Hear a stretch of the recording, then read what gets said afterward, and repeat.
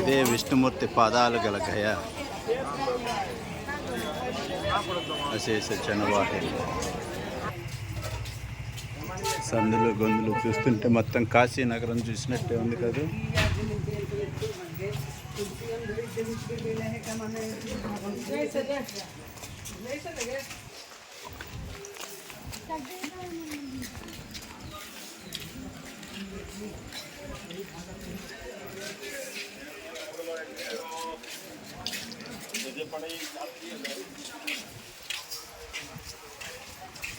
పిండ ప్రధానాలు ఎక్కడ చూసినా ఇలాంటి పురాతనమైన చెట్లు ఉంటాయి.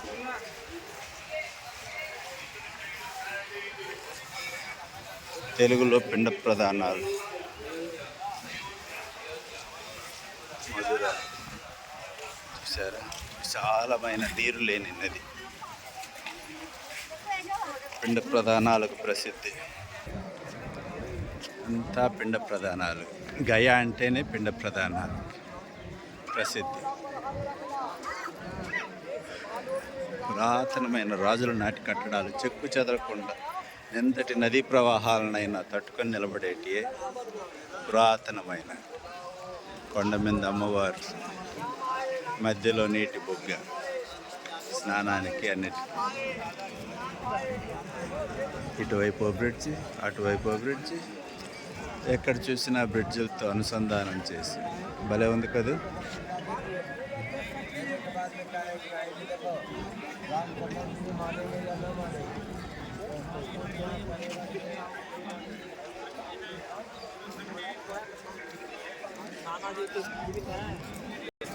ఇదే ప్రదేశంలోనే అందరం కలుసుకొని పిండ ప్రదానం చేసాం వారి వారి పితృదేవతలకి.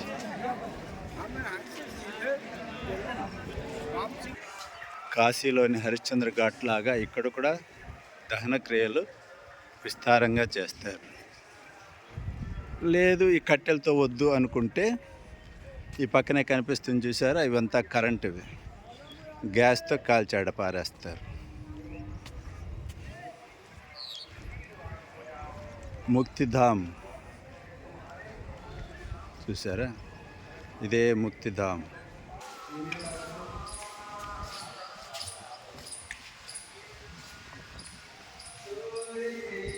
కైలాసానికి ద్వారి.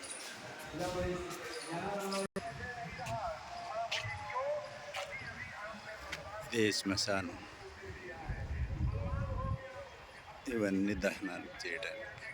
ఆల్రెడీ కొన్ని శవాలు అక్కడ కాలుతున్నాయి.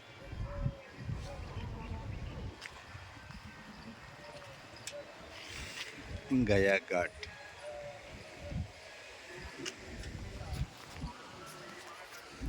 ఇంతే మిత్రమా ఈరోజుకి. ఏమంటారు? బాయ్.